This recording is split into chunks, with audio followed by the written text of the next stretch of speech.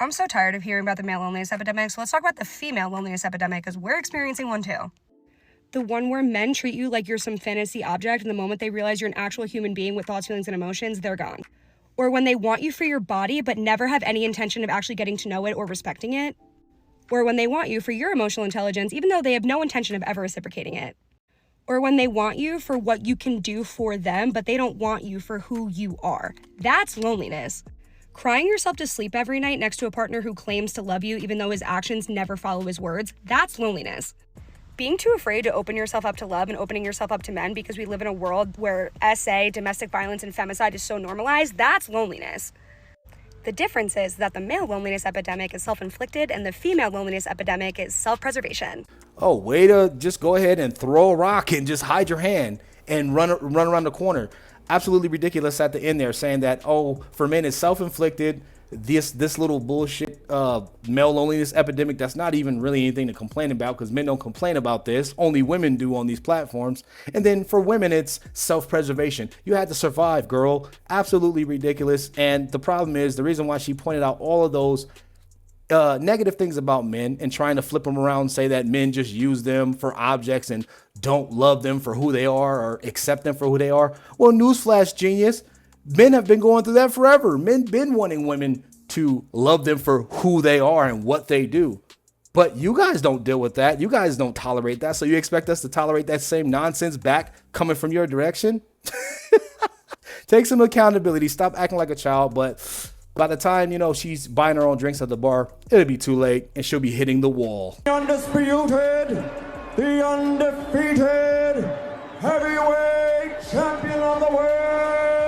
Obviously, I want to be with a man who's more successful than me, right? And so what I realize is I'm like, damn, these men who are super successful, they have unlimited options. Whereas me as a successful woman, my dating pool is like tiny. Do you feel that as well? Yes. Yeah. Because the more successful you get as a woman, the less options you have. Right. Whereas for them, it's vice versa. Yeah. For them, it's more options. I know. Guys don't feel the need to be taken care of. They like to take care of you, so then they can literally take care of anyone. The more successful they get, they don't care if you're a waiter, like they don't care if you like teacher, what you are. They just are like, okay, well, if you're the right one. Like, it kind of is a little up. Men have so much more options than women. The saddest thing about all of what they just said is that women have to actually wait and waste their time until they get their career and figure it out when it's too late, their eggs are gone, and then they start figuring out the market and that the guys that they actually want, why would they select them when they have all of these other women that are much younger, that don't come with a career masculinity, and they would rather go with them? But that's just what I see. Let me see your phone. Why did you break it? Because I didn't want you to see that I was cheating on you. Right when she went for that super loud scream, I'd have turned into Uncle Phil, rest in peace, real quick, and would have been like, Jeffrey, whether I had a Jeffrey or not, escort Jazz out to the front of the courtyard. Considering there's a male loneliness epidemic and not a female loneliness epidemic, yeah, you're probably right. This genius of a comment was left under a video that says men would hate to live in a society without women to control. And this is going to be a hot take, but I personally believe that whole man loneliness epidemic is not really a real thing. I think this was a term that is being used because majority of men are single right now, and they just gave it a term saying the male loneliness epidemic. But to be honest, I don't see most men complaining about being lonely, because I stitched a video like literally 3 months ago of a bunch of women complaining that no men are showing up to speed dating events. So if men were really so lonely, like, why wouldn't they be going to events which can get them a girlfriend? Then I pointed this out to the girl who left the comment. She said, hey, so I Googled this, and it turns out men are scared because of awkward interactions, for small talk, pressure of dating, and thus, and she goes on a whole rant. And you know where she gets this information from? She got it from the AI overview when you look it up on Google, and not from a man's mouth who's literally telling you that's not the reason. With your logic, if men are so lonely, like they're so lonely, it's a men's loneliness epidemic, why wouldn't they just go to a singles event where they could literally go find a group of women who are craving a relationship? I left this comment, and I'm going to say the same thing that I said in the comment. It's pretty common sense in my opinion, but the reason why you see this statistic of most men are single or choosing to be single right now, yes, there's probably a select group that literally can't find a girl because they just suck. It is because in most cases, keyword most cases, there's a financial incentive for a girl to be in a relationship. In most relationships, a man is going to spend more money than he is going to save, and a girl is going to save more money than she is going to spend. So a lot of men are checking out of dating, and then you guys are framing it as the male loneliness epidemic, like they're literally sitting there crying in a corner because they can't go on dates. It's because there's an expense, there's a dollar amount attached to a lot of dates. And even if you have one of those terrible boyfriends who makes you go 50-50, you're still saving 50% of your money as a girl. So a lot of girls are choosing to be in relationships because it financially is better for them. Then you have this moron of a commenter that's like, hey, I Googled the reason why men don't want to go to singles events, and it actually says because of this. Again, with your logic, if men are so lonely, why would they rather go on dating apps and go to bars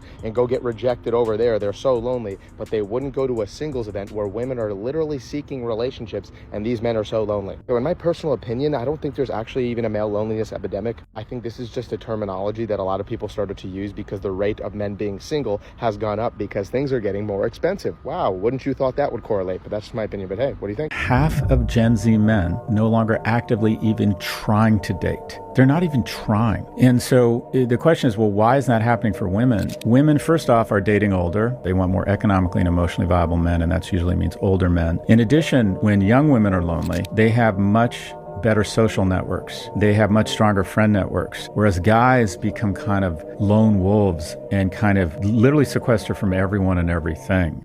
But he is not really mentioning that the reason why men are typically lone wolves is because it's by choice. And men, we're not super accepting, but if we create some type of a friendship with a guy or something or a colleague, then we respect them. We typically stay friends if we're in the same business. Women are social. That's why they have all the social places and they have all the women to pat them on the back and say, oh, it's okay. It's not your fault. He's an evil man and you'll find your Prince Charming.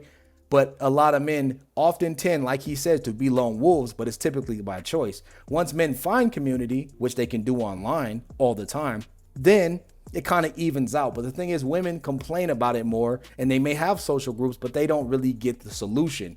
But a guy, he can find the fisherman, aka a guy who's good at finding women and that's good with women, network with him, take his advice and get a problem to a solution. Other women are just going to pat each other on the back and never give out a solution. I just want to be someone's first choice.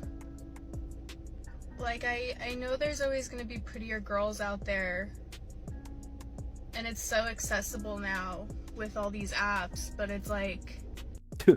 Exhibit A, like to that last guy who said that women have all these social groups. What the hell is the point of having a social group and being able to go to a bunch of coddle monsters when you get no solution? You wither away and then you're trying to live out some type of fantasy like, dang, maybe if I put myself out there back when I was 23 and 22, I used to always get guys when I did post. So I'm gonna try to do the overhead posts and somebody's gonna come and save me. That doesn't work. And the thing is, what's the point of having those groups when they just wither away? So what the hell was that guy talking about again? I don't get it. Maybe the reason we've been able to identify male loneliness is because we haven't been able to identify female loneliness. Because the only time that a woman does not have to perform is when she is alone. So instead we have these romanticized versions of this female depression because a woman would rather be depressed than observed. But we don't identify this as a female depression because women only know that version of themselves when they are alone, because they're isolated. But because they are alone and not performing, they think that is the most true version of themselves. And if we do know this subconsciously, that we're experiencing this depression because of our isolation, because we don't want to perform, we realize we would rather be depressed than fulfilled, because in order to be fulfilled, we will have to be observed. But we also know we will not be able to be fulfilled as long as we are observed. Girl philosophy. Help. Cocaine is a hell of a drug. She just put on an absolute masterclass. That is literally the epitome of the definition of word salad. So only thing she said without saying it, let me translate, is that women are lazy and they're lazier than men. And if things don't go their way too many times, even one is too many times, they go into this state of, depression. And the depression is them being isolated and lonely. And somehow they feel like they gain some power and the guys that they want will see that and they're waiting for them. But the guys that they don't want, they will remain in that shell. but they know that their day and their time is short. So they have to get out of that shell and actually be pursued and actually go into that. But the problem is they run the risk of running back into that shell of a person, being lazy and not actually figuring out what it is to, satisfy them and create a solution. You snaggle to some bitches who decided that in the comments of one of my videos where I was praising my husband for being a good man, where you guys were like, you're obsessed with him. You should really figure out how to not be around him like that because it's good to be independent. Fuck you. You bitches don't even have a man. So if I want to be a husband's girl, because that's what I am, I'm all about my man, my man, my man. Do you understand? Then I'm going to do that. If I decide to get up on here and praise him because he decided to take care of me the way that God sees fit, then I will. And you sorry, miserable bitches can suck my ass cheeks from left to right and then in a fucking circle. And then after, matter of fact, you can kiss my ass 2 ways to Sunday and twice on a motherfucking Monday. All right? Because at the end of the day, I don't understand for the life of me what type of miserable bitch you have to be to decide to go to somebody's video where they are happily married to a person who loves them and then spew such hatred and vitriol. It makes 0% of fuck all sense to me. So, I'm gonna go back in and kiss up and love up on my husband because I have a man.